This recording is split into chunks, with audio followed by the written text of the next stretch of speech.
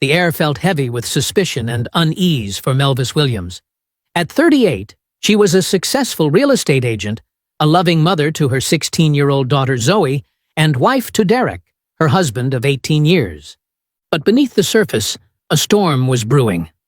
For months, Melvis had been plagued by a gnawing feeling that something wasn't right with Derek. Melvis had tried to shake off these thoughts, convincing herself that she was being paranoid. After all, Derek was a respected high school teacher, beloved by his students and colleagues alike.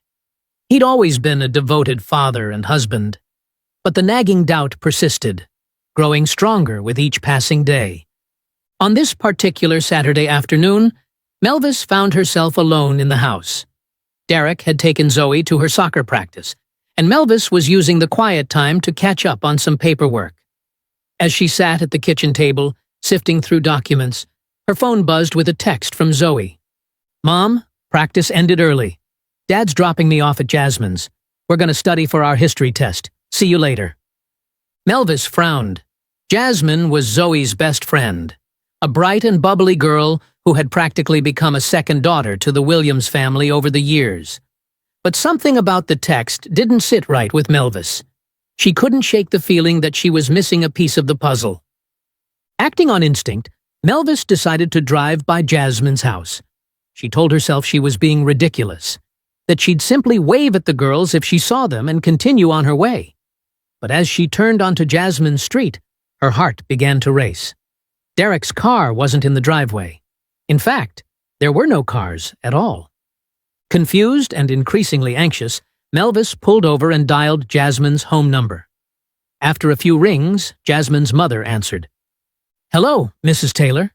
It's Melvis Williams. I was just wondering if Zoe and Jasmine are there studying." There was a pause on the other end of the line. "No, Melvis. Jasmine's at her grandmother's this weekend. Is everything okay?" Melvis's blood ran cold. She mumbled a quick excuse and hung up, her mind reeling. Where were Zoe and Derek? Why had they lied? The possibilities that flooded her mind made her feel sick. With trembling hands, Melvis opened her phone's tracking app. She and Derek had agreed to share their locations for safety reasons, a decision she now felt immensely grateful for. Her eyes widened as she saw Derek's location. He was at home. Melvis's drive back to their house was a blur. Her mind raced with possibilities, each more horrifying than the last. As she pulled into the driveway, she noticed Derek's car parked haphazardly, as if he'd been in a hurry. She entered the house quietly, her heart pounding so loudly she was sure it would give her away. The house seemed eerily quiet, but as she moved towards the back, she heard muffled sounds coming from the patio. Melvis crept towards the sliding glass door that led to the backyard, her every step measured and silent. What she saw through the glass stopped her dead in her tracks. There, on the patio daybed, was Derek. And with him was Jasmine, her daughter's 16-year-old best friend. They were locked in an embrace that left no doubt about the nature of their relationship. Derek's hands roamed over the young girl's body, touching places that no adult should ever touch a child. In that moment, Melvis's world shattered. Everything she thought she knew, everything she had built her life upon, crumbled to dust. But amidst the shock and heartbreak, a cold, hard anger began to rise within her. This wasn't just a betrayal of their marriage. It was a betrayal of trust, of innocence, of everything Melvis held dear. With shaking hands, Melvis pulled out her phone.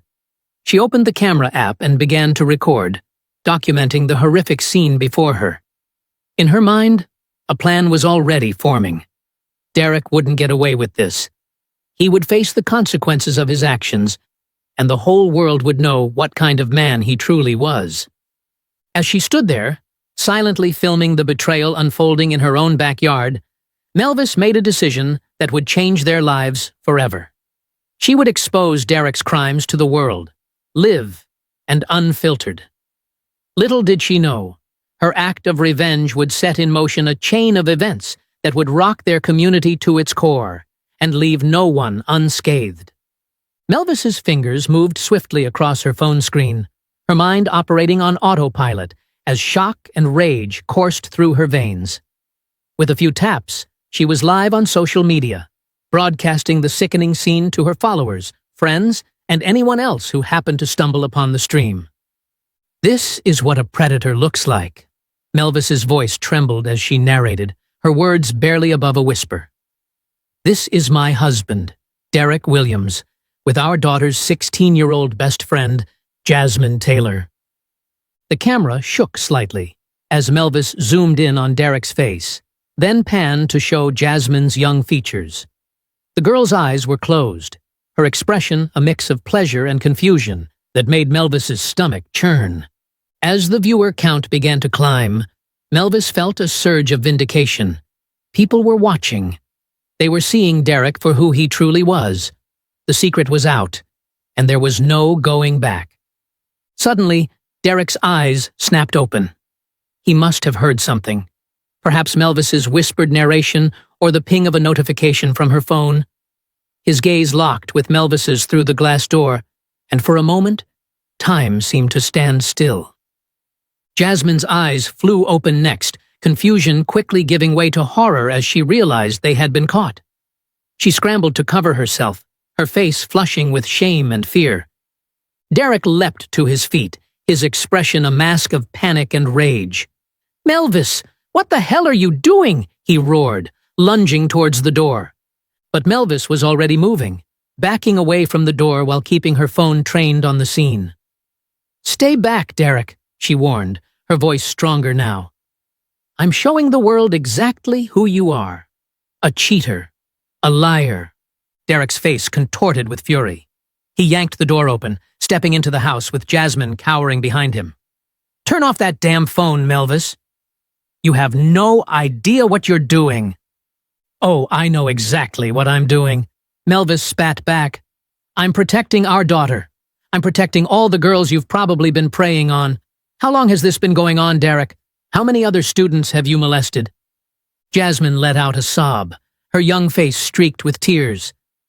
"Mrs. Williams, please, it's not what you think. We love each other." Melvis felt a wave of pity for the girl, quickly followed by another surge of anger towards Derek. "Jasmine, honey, this isn't love. He's using you. He's an adult, a teacher. He knows better." Derek made another move towards Melvis, his hands outstretched as if to grab the phone. "You're ruining everything," he growled. "Turn it off now, or I swear to God, Melvis." "Or you'll what?" Melvis challenged, her voice rising. "Hit me! In front of all these people watching? Go ahead. Show them what kind of man you really are." The tension in the room was palpable. Derek's eyes darted between Melvis's phone and her face, the realization of what was happening slowly sinking in. His career, his reputation, his freedom. It was all crumbling before his eyes. Suddenly, the sound of sirens pierced the air. Someone, perhaps one of the viewers, had called the police. Derek's face drained of color, and he stumbled backwards, nearly tripping over Jasmine. "Melvis, please," he begged, his voice cracking. "Turn it off. We can talk about this. I can explain." But Melvis stood her ground, her phone still broadcasting. "There's nothing to explain, Derek. It's all right here for everyone to see." As the sirens grew louder, Jasmine began to panic. "I want to go home," she whimpered. "Please, I just want to go home." Melvis's heart broke for the young girl, but she knew she couldn't let her leave. "Jasmine, I know you're scared, but you need to stay here. The police will want to talk to you. You haven't done anything wrong. This is all on Derek." The next few minutes were a blur of activity. Police officers burst through the front door, their weapons drawn. They quickly assessed the situation, separating Derek from Jasmine and Melvis. As an officer gently led Jasmine away to be questioned, another approached Melvis. "Ma'am, I'm going to need you to stop the live stream now," the officer said firmly but kindly. Melvis nodded, her adrenaline finally starting to ebb. With shaking hands, she ended the broadcast. As she looked up, she saw Derek being led away in handcuffs, his head bowed in shame. In the sudden quiet that followed, Melvis felt the full weight of what had just happened crash down upon her. She sank to her knees, her phone clattering to the floor beside her. As the tears began to fall, she wondered how she would ever explain this to Zoe, how their family would ever recover from this betrayal. But amidst the pain and confusion, there was also a sense of relief. The truth was out. Derek could no longer hide behind his facade of respectability. Whatever happened next, Melvis knew she had done what she believed was right to protect her daughter and expose a predator. As the police officers bustled around her, taking statements and collecting evidence, Melvis closed her eyes and took a deep breath. This was just the beginning. The live stream may have ended, but its repercussions were only just starting to unfold. The days following the live stream were a whirlwind of police interviews, media frenzy, and emotional turmoil. Melvis found herself at the center of a storm she had unleashed but could no longer control.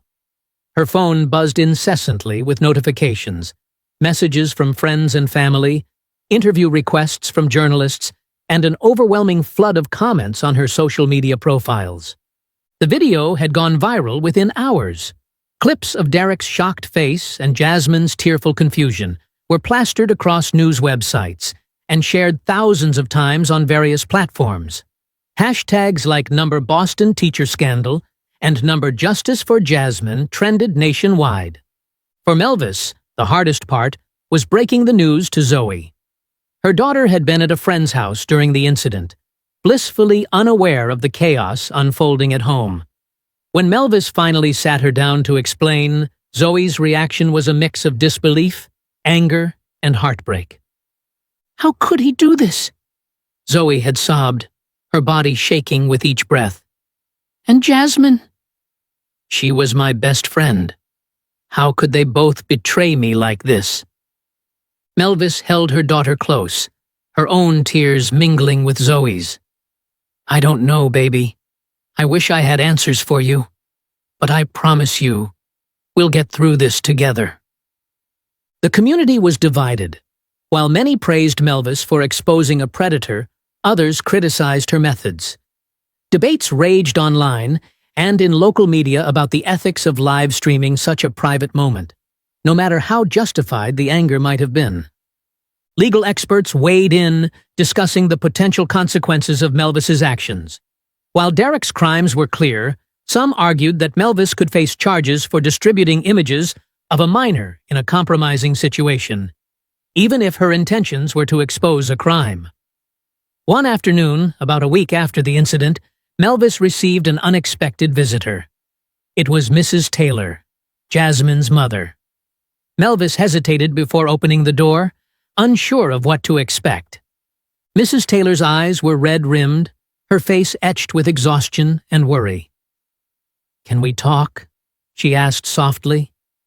Melvis nodded, leading her to the living room. For a moment, they sat in awkward silence, the weight of everything that had happened hanging heavily between them. Finally, Mrs. Taylor spoke. "I don't know if I should thank you or hate you," she said, her voice barely above a whisper. "You exposed what was happening to my baby girl, but at what cost? Her face is all over the internet. She can't leave the house without being recognized. She's traumatized, Melvis." Melvis felt a fresh wave of guilt wash over her. In her anger and desire for justice, she hadn't fully considered the impact her actions would have on Jasmine. "I'm so sorry," she said, her voice cracking. "I never meant to hurt Jasmine. I couldn't stand by and do nothing." Mrs. Taylor nodded slowly. "I understand. I think I would have done something drastic too if I had been in your shoes. But now we're all left picking up the pieces." They talked for hours, sharing their pain, their anger, their fears for their daughter's futures. By the time Mrs. Taylor left, both women felt a small measure of comfort in their shared experience, a fragile bond forged in the crucible of this tragedy. Zoe slowly began to emerge from her shell, aided by therapy and the unwavering support of her mother. She made the difficult decision to transfer to a new school for a fresh start.